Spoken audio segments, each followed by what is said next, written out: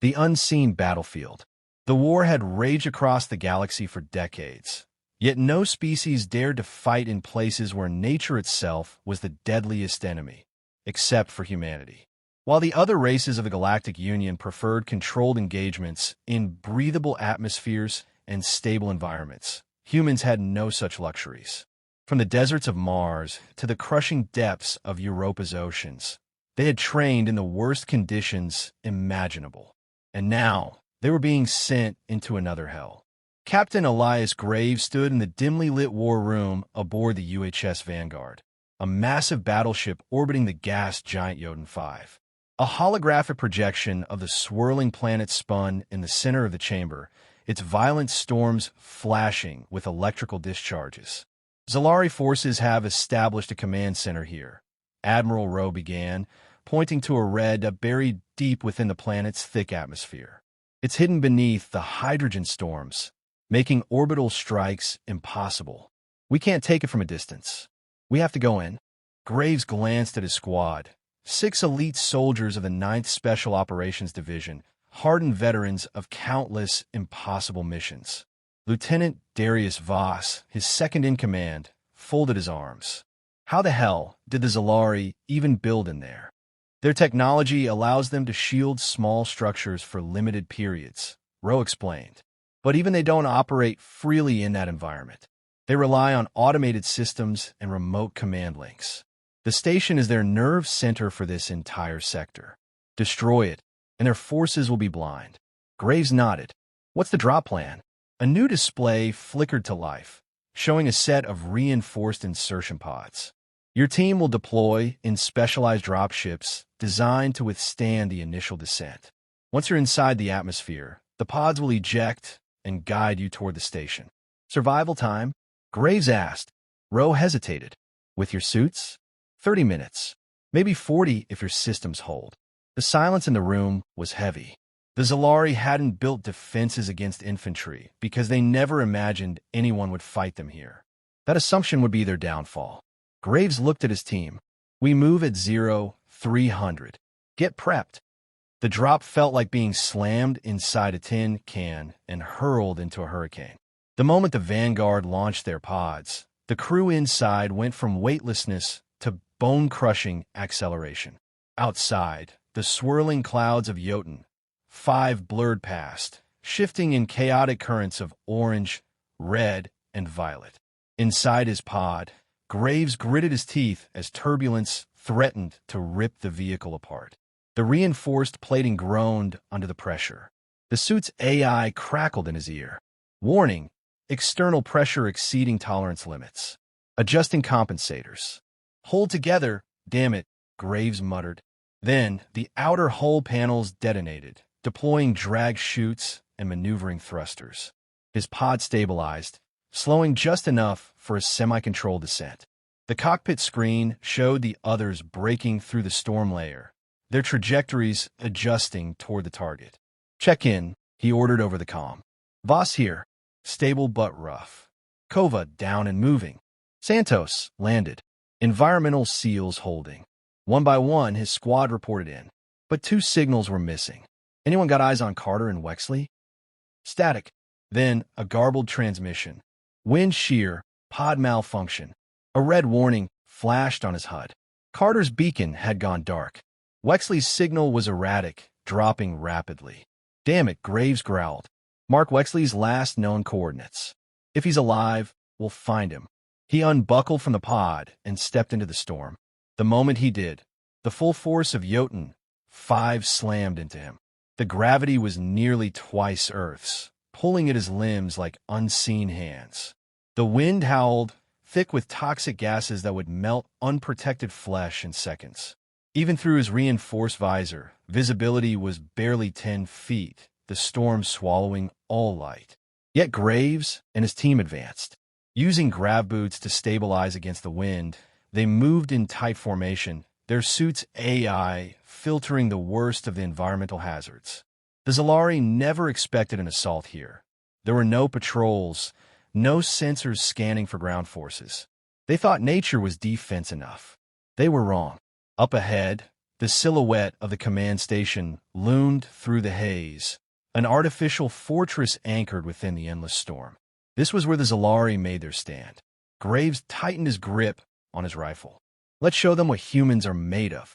Through hell and back. The moment they stepped into the storm, the battle for survival began. Captain Graves led his squad through the thick, churning atmosphere of Jotun 5, moving like shadows against the raging winds. Their specialized exosuits adjusted every second, counteracting the crushing gravity and filtering out the corrosive gases that would liquefy flesh in an instant. Even with all their technology, every step felt like wading through an ocean of fire. Ahead, the Xelari command station loomed, barely visible through the swirling orange haze. The enemy thought they were untouchable here. That illusion was about to be shattered. Graves tapped his helmet comm Voss status. Everyone's accounted for except Wexley, his lieutenant responded. His beacon's still weak, 2 clicks north. Might be alive. Graves hesitated. Every second lost meant the storm drained their suit's energy reserves faster. Their mission was time-sensitive, but leaving a man behind wasn't an option. We find him, Graves said. Then we move on the target. The team shifted direction, trudging through winds powerful enough to peel metal from starships. After 10 minutes, Kova, their scout, pointed to a jagged rock formation. There! Wexley's drop pod had embedded itself in the terrain, the metal twisted and scorched. A faint distress beacon blinked through the toxic mist. Graves motioned for Santos to scan for life signs. He's in there, Santos confirmed. Suit's damaged, but he's breathing. Graves moved first, wrenching the hatch open.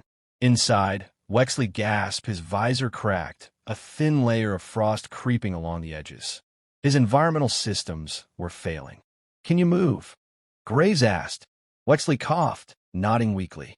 Just get me out of this damn thing. Voss pulled him free, attaching a stabilizer module to his back.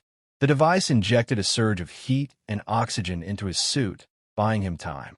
Let's move, Graves ordered. With Wexley in tow, they resumed their approach toward the Xelari facility.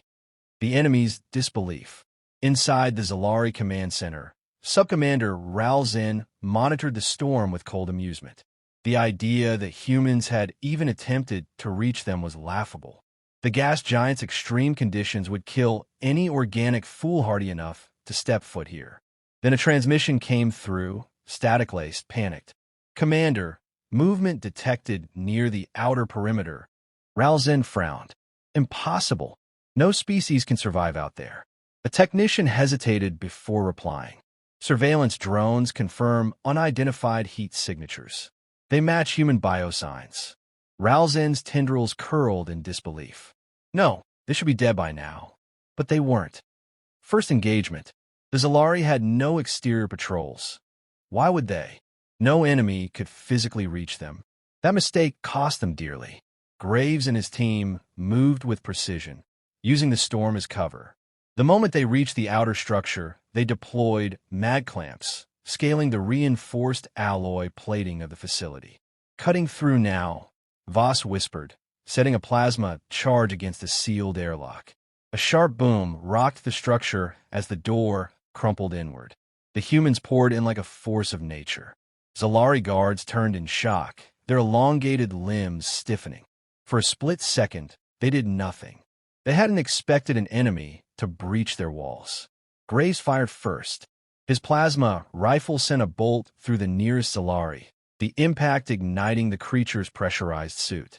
It collapsed, its form convulsing in alien agony. The rest scrambled for cover, screeching in panic. Moo! Graves barked. The squad advanced, sweeping through the facility with brutal efficiency. Voss dropped 2 enemies with precision shots, while Santos laid down suppressing fire, forcing the Xelari deeper into their own corridors. Where's the control room?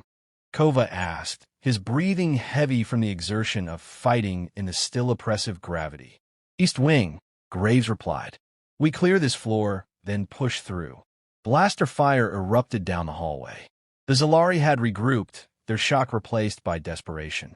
Weapons free, Graves roared. The corridor turned into a war zone. Grenades exploded against the walls, sending shrapnel and alien flesh flying. Human and Xelari weapons clashed, the temperature rising from the sheer intensity of combat. But there was no contest. The Xelari weren't warriors. Their species fought through strategy and technology, avoiding direct confrontation whenever possible. In the controlled conditions of space battle, they were formidable. But here, in the chaos of close-quarters combat, against the most hardened soldiers humanity had to offer, they didn't stand a chance. Within minutes, the last Xelari defender fell. Its body slumped against the control panel. Graves surveyed the carnage, his breathing heavy. "Control room's ahead," Voss said. "No alarms triggered. Seems like their comms got fried in the storm." Graves nodded. "Then let's finish this." As the squad moved forward, one thought lingered in his mind. The Xelari had underestimated humanity. That was their first mistake, and it would be their last. The cost of survival. The Xelari command center was theirs almost. Captain Graves and his squad pushed forward through the dimly lit corridors, the facility's emergency lights casting a sickly blue glow over the bodies of the fallen defenders. The air smelled of scorched metal and alien blood, the result of close-quarters combat fought at point-blank range. Ahead, reinforced blast doors blocked their path to the control room, the beating heart of Xelari operations in this sector. If they took it, the enemy's entire battle network would collapse. Graves tapped his comm Voss, breaching charges. Voss moved fast, slapping thermobaric explosives onto the reinforced doors. Setting fuse. 10 seconds. Graves signaled his team to take cover. The squad pressed against the walls, bracing for the shockwave. A deep boom rocked the facility as the doors blew inward, fire and shrapnel tearing through the room beyond. Graves was through the opening in an instant, rifle raised, sweeping for targets. Inside, the command center was chaos. Xelari officers scrambled, their elongated limbs flailing as they desperately tried to re-establish control over the collapsing defenses. Graves put 2 rounds through the nearest one before it could react. The rest panicked. "Lock it down," he ordered. The squad moved with ruthless efficiency. Kova and Santos cut down the remaining defenders, while Voss sprinted to the main console, pulling out a data spike. He slammed it into the system interface, hijacking the Xelari network. "We're in," Voss reported. "Downloading everything. This will cripple their fleet coordination." Graves exhaled. "Then we hold until the data is secured." But the enemy wasn't finished yet. The Xelari counterattack. An alarm blared through the facility. The storm outside had made real-time communications difficult, but now that the breach was confirmed, the remaining Xelari forces were moving in fast. "Multiple hostiles incoming," Kova warned, checking his scanner. "They're closing in from 3 directions." Santos cursed. "They're finally taking us seriously." Graves took position behind an overturned console, gripping his weapon. "Then let's remind them why they should have stayed afraid." The first wave hit hard. Xelari shock troops stormed through the corridors, their plasma rifles spitting bolts of superheated energy. The room turned into a killing field. Graves dropped one with a precise headshot, its insect-like carapace splitting open. Voss and Kova covered the flanks, cutting down enemies before they could get close.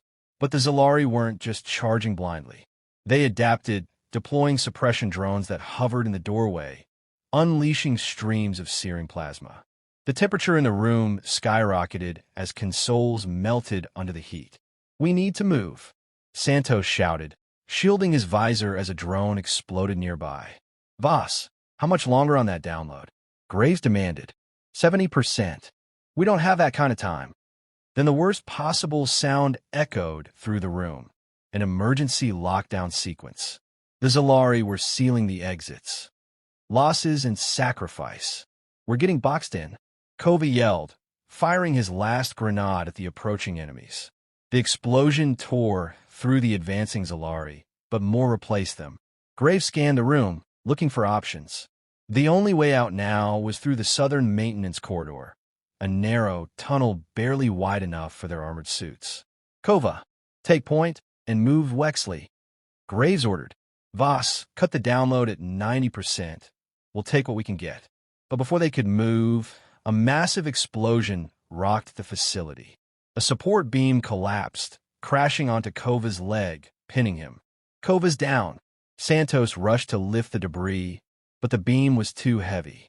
Kova gritted his teeth, his suit's internal damage warnings flashing red. "Go," he growled. Graves clenched his jaw. "We don't leave people behind." "There's no time, Captain." Kova's voice was sharp. "The lockdown's almost complete. You stay, you all die." It was the hardest decision Graves ever had to make. Kova locked eyes with him, then pulled a detonator from his belt. "I'll hold them," Kova said. "Make it count." Graves swallowed hard, then nodded. "We'll finish the mission." The squad moved. As they sprinted into the maintenance corridor, they heard Kova's final act of defiance, his explosive charges detonating, sending fire and debris roaring through the facility. The Xelari screamed, their counterattack obliterated in an instant. Kova was gone. The inner sanctum. Graves and the remaining squad members burst into the final chamber. The emergency escape tunnel. A small personnel transport was docked inside, designed for high-ranking Xelari officers. "We take this and we're gone," Graves said, sealing the hatch behind them. Voss secured the stolen data drive as the transport launched, rocketing through the storm toward the upper atmosphere. Behind them, the Xelari base burned, collapsing into the crushing depths of Jotun 5. As they ascended, Graves sat in silence, gripping his rifle. The mission was a success. The Xelari war effort was crippled, but they had paid the price. Kova was gone, Carter was gone, and the war was far from over. Still, one thing was certain. Humanity had proven, once again, that they would fight where no other species dared. And they would win. Humanity's message. The stolen Xelari transport cut through the storm, ascending toward the upper layers of Jotun 5's atmosphere. Every second counted. Captain Graves gripped the console as turbulence rocked the ship. Outside, hurricane-force winds clawed at the hull, trying to drag them back into the abyss. The storm had swallowed the Xelari command center, reducing it to twisted metal and shattered hopes. But survival was still uncertain. The enemy wouldn't let them escape without a fight. "How long until we break through?" Graves asked. 30 seconds, Voss replied, keeping one hand on the ship's controls and the other on his rifle. "Assuming this alien piece of crap holds together." Wexley, still recovering from his earlier injuries, smirked weakly. "I'd rather take my chances with the storm than the Xelari fleet." The words barely left his mouth when alarms blared across the cockpit. "Contacts inbound," Santos shouted. Xelari interceptors closing fast. On the screen, 3 sleek fighter craft streaked through the storm, their energy weapons charging. "Brace!" Graves yelled. The first shot struck, shaking the ship violently. Plasma bolts seared the hull, cutting dangerously close to the engine core. Sparks flew from the control panels. "Shields are gone," Voss shouted. "We won't make it to the Vanguard at this rate." Graves made a decision. "Broadcast our position now." Santos activated the distress beacon, sending a coded pulse toward the waiting human fleet. For a few agonizing seconds, nothing happened. Then, through the storm clouds, salvation arrived. The Vanguard and its escort ships punched through the upper atmosphere, plasma cannons already firing. Explosions erupted as the Xelari interceptors were torn apart mid-flight. "Fleet's got our back," Wexley hooped, the first sign of relief they'd felt all mission.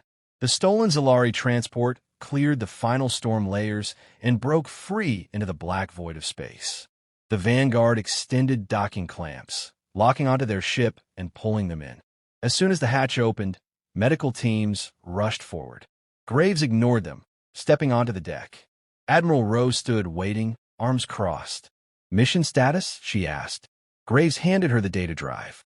"The Xelari command center is gone. Their fleet is blind." He hesitated. "We lost Carter. And Kova." Rose's expression didn't change, but there was a flicker of something, respect, perhaps, or understanding. "They knew what was at stake," she said. "And because of them, we have a chance to end this war." Graves nodded, but said nothing. Words fell hollow. Galactic shock. The news of the assault spread across the galaxy like wildfire. The Xelari High Command tried to suppress it at first, unwilling to admit that their untouchable stronghold had been annihilated. But rumors couldn't be contained. Other alien species whispered of the impossible, that humans had fought and won inside a gas giant. No other species would have even attempted it. No other force would have survived it. The Xelari, for all their arrogance, had learned a harsh lesson. Humanity didn't just fight wars. They fought anywhere. The debriefing. A day later, Graves stood in the Vanguard's war room, staring at a tactical display.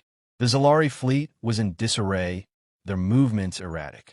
The loss of their command center had shattered their coordination, just as planned. Admiral Rowe studied the screen. Their forces are pulling back to defensive positions. We may have a window to press the advantage. Graves exhaled. What's next? Rowe looked at him. We keep doing what we do best. We go where no one else will. Graves thought of Kova and Carter, thought of the sacrifices made, and he nodded. Then let's finish this. A warning to the galaxy. Somewhere, deep in Xelari space, a council of war convened. The surviving commanders reviewed the battle reports in grim silence. No species should have survived in that environment, one of them rasped, let alone won a battle there. A second commander shivered, recalling the desperate messages from their fallen base. They're inside the storm. How? How? A silence fell over the chamber before the High Commander finally spoke. Humans are not like the others. He tapped a clawed finger against the holographic display, where a recording of Graves' squad was frozen mid-assault, pushing through the storm with relentless purpose. They don't fear the void. They don't fear the fire. They don't fear death. His voice grew colder. They fight where no one else dares. The room remained deathly quiet, because now the entire galaxy understood.